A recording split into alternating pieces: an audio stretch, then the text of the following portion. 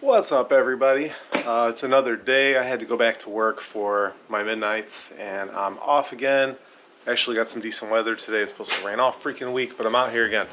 So, where I left off with this piece, it was pretty jacked up, if you remember correctly. But I worked on a little bit more off camera. I don't want to go too crazy detailed in this process. I'm not trying to make this a how-to or anything. Just wanted to kind of show you guys my process and what I do. But not every boring little detail, because this will be a 4-part video that's 15 hours long. I don't know. Whatever. Anyway, so I got a lot of this thing. This thing required way more freaking shrink than I ever had imagined. And thankfully it's the bottom panel that is the underneath. It will not be visible because we've got jaw marks all over this thing. I just couldn't hammer shrink that much for what it needed, and I didn't want to make little darts or relief cuts or anything and weld it. I wanted to make this one piece that I shaped. I wanted to challenge myself, and getting these corners to wrap over that matched, which I got a profile gauge here. This, where it dives in right there, was really difficult, but as you can see with the profile gauge, that's what it looks like. And up to my piece and close. It's slightly off right there, which I could work that a little bit more, but it's good. It fits pretty damn good. I'm happy with it for the most part.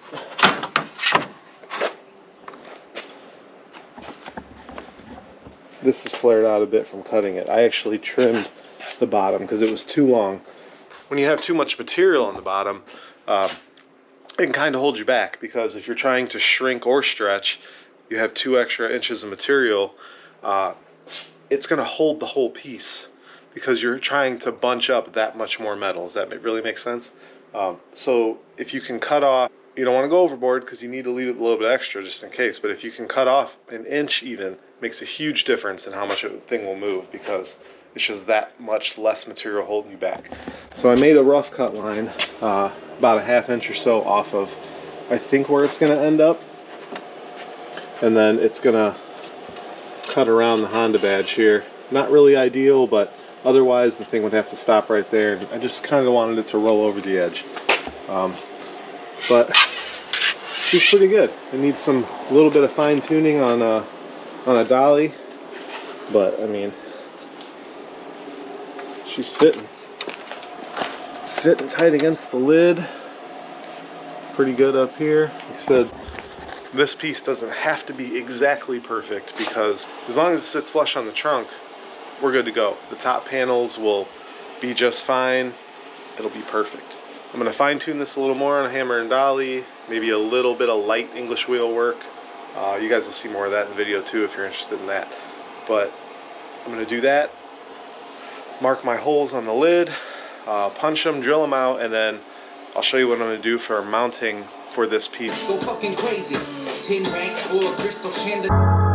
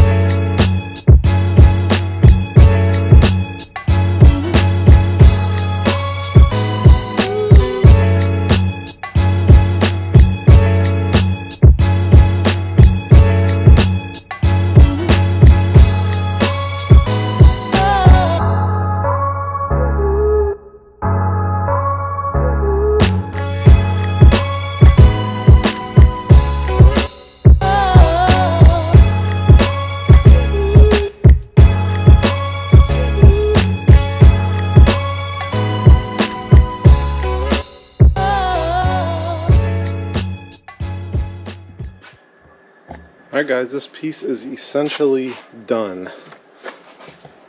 A little bit of fine tuning, but trimmed it around the badge. Trimmed the final cut line on both edges of the lid.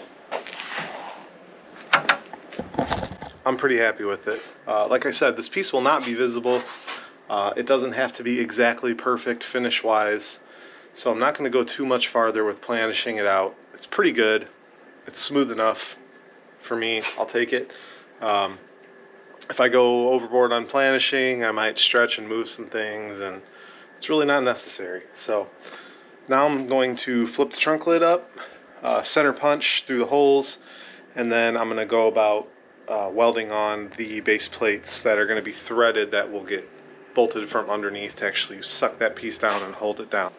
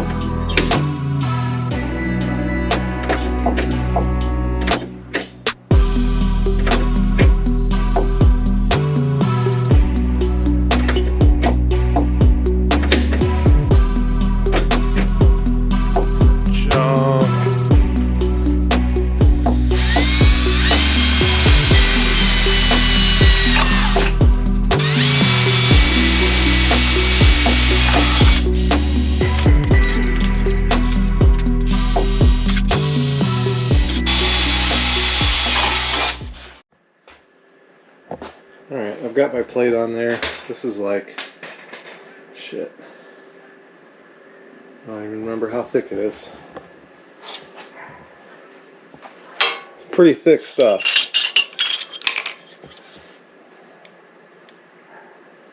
About 10 mil thick. If you're wondering why it's that thick, it's because I'm going to drill and tap it.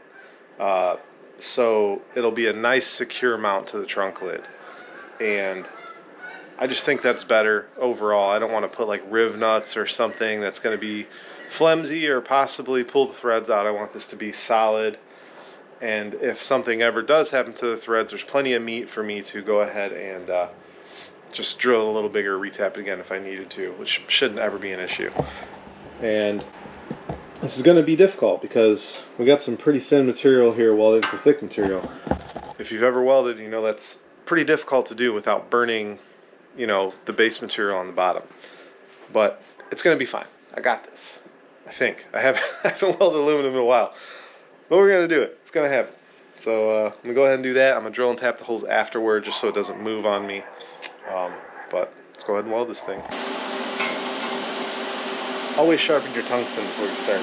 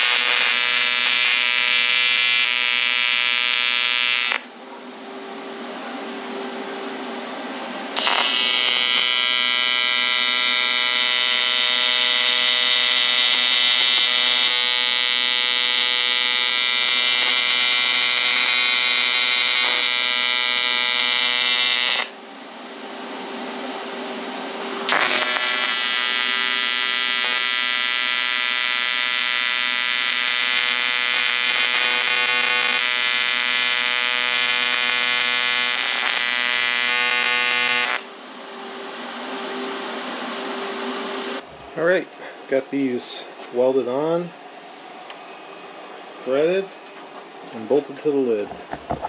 It's actually already really freaking solid. and that's with no structure. So once all the rest of the structure's on, this thing's gonna be solid. I was planning on maybe rolling a bead through here, which I could still on the bead roller, but I don't think it's necessary. What's up? All right, now I have my top piece rough cut laid out. Sorry about the glare. So now it's time to start making this fit that. It's going to be fun. I know I said that the bottom piece was going to be difficult, but I have a feeling this whole thing's going to be difficult. I think I was just trying kind of underestimating it to make myself feel better. So get going on this, and hopefully I don't screw it up, because I've already cut a 4x8 sheet of aluminum down into that, and that's the only piece I got because I messed up my template for the last piece. I might be able to reuse this for the back, hopefully. I don't want to have to, I mean, I could always reuse it for something, but still. Let's go. Alright guys, so I got this first piece just roughly going. Bent some shape in it with my leg, put it on the English wheel, and so there's black tape on here. If you're wondering why that's there, I used to have a rubber band for the top wheel, and what that actually does is it gives it some squish in between there, so the panel doesn't actually stretch. It kind of pushes into the soft surface and takes the form of the lower anvil. The tape doesn't work quite as good as a rubber band does, but it's what I got for now because mine broke. So what it does is just add some form instead of stretching, which is what I did here. I just added some form to try to get it to curve this way and slightly that way, because it's going to follow the wheel kind of both ways. So I did that, kind of got my rough guideline of where the ends are going to start to fold over. Kind of got this one a little too much, but that's fine. So I'm just going to continue on from there. This piece is going to be hard too. I don't know why I underestimated this so bad, but I think I got it. Just going to keep going. Just try to figure out how to make this piece flow the way I want it to. And I don't quite know what I'm going to do in what area, but I'm going to figure it out.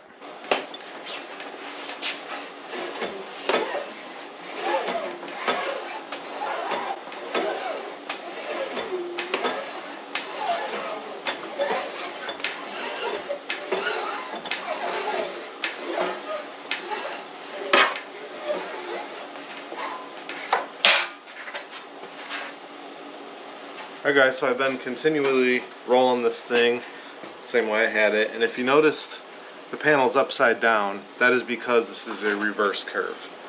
Reverse curves are opposite of what the English wheel typically creates.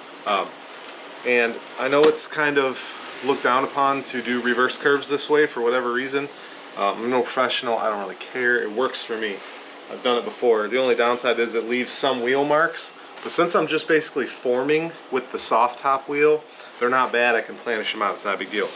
And it does reverse curves very well. I use it, whatever. So it's going well. Take it over to the car and show you how it's fitting.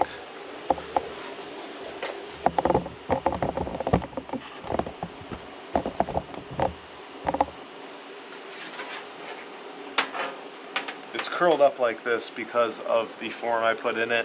I'm going to flip the panel back over the regular way and lightly roll it, which will stretch it out and relax it back down to where this will sit somewhat flat. But it's kind of hard to tell at the moment, but it's got that same, it has that same look I was going for so far. I'm pretty stoked with it. It's going a lot faster than I had expected. So I'm going to get to lightly stretching that panel back out to relax it down. And I'll show you how it looks after that happens.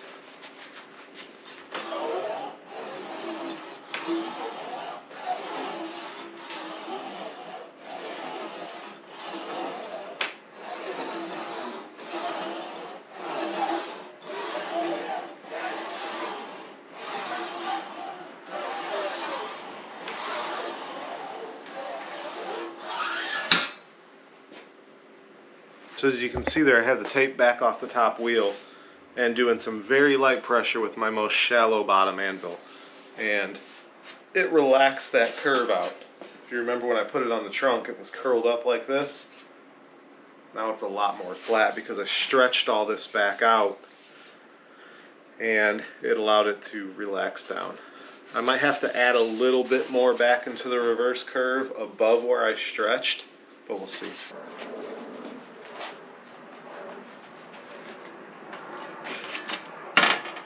Yeah, much better. See how much better it's laying flat?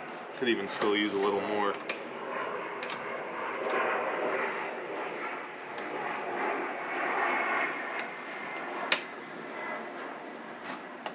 Alright, I'm just going to keep fine-tuning it, working it maybe a little bit on the mushroom dolly, a little bit more stretching, some more shrinking, some more forming, whatever it takes. Alright guys, well I'm going to go ahead and end it there. It's taken me it's taken me a while. I know I said I didn't want to drag these videos out, but it is really a lot to show, and it's hard to really fit it into, you know, a shorter video. So I promise you guys, next video we're going to have this thing fully together, welded, and it'll probably be the last video on it. I'm sure I'll show it briefly once it's painted and done and everything, but the majority of it will be done. And that's where I left off. It's looking pretty good. I'm happy with it. Next video we'll get into making the back panel, welding them together, mounting it to the car, and seeing our final product. So if you guys stuck through this long, I truly appreciate it. Please, you know, like the video if you do like it, and subscribe to stay tuned for more, because I have a lot more stuff I really want to do, and you know, it's fun. I appreciate you guys watching. So till next time,